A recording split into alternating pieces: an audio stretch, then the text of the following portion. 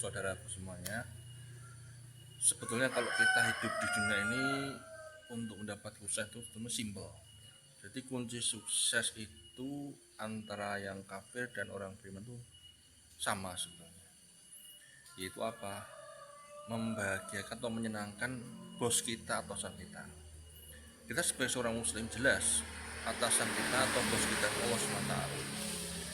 Anggap saja kalau kita bekerja di sebuah perusahaan, kita bisa mendapatkan apapun, membeli apapun kalau karir kita sukses di perusahaan tersebut. Nah, kunci sukses di perusahaan adalah bekerja totalitas untuk memberikan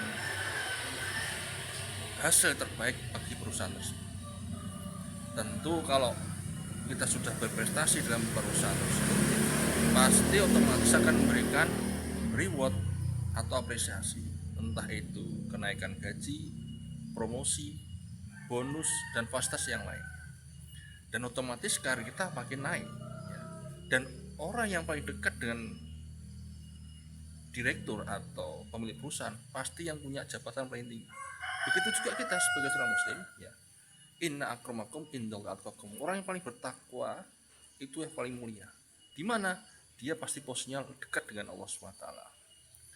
Jadi mulai sekarang ya, kalau pengen sukses simple. Fokus pada fungsi kita sebagai seorang hamba. Maksimalkan ketaatan, jauhi segala hal yang memberikan larangan ya, supaya kita tidak melanggar syariat.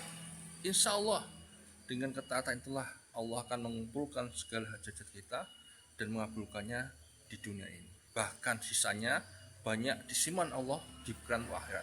Segitu juga kalau kita fokus kerja untuk perusahaan, maka kita dapat banyak bonus, fasilitas dan lain-lain ya. Juga nanti kita akan dapat uang pensiun. Di mana uang pensiun itu sangat berguna untuk kita di masa kita sudah tidak kerja lagi ya.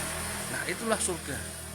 Surga itu seperti itu. Semakin banyak amal kita di dunia, semakin banyak aktivitas kita untuk Allah SWT, maka Allah akan berikan pensiun itu berupa kenikmatan di surga. Jadi ayo fokus pada ketaatan pada Allah SWT dengan paham syariat.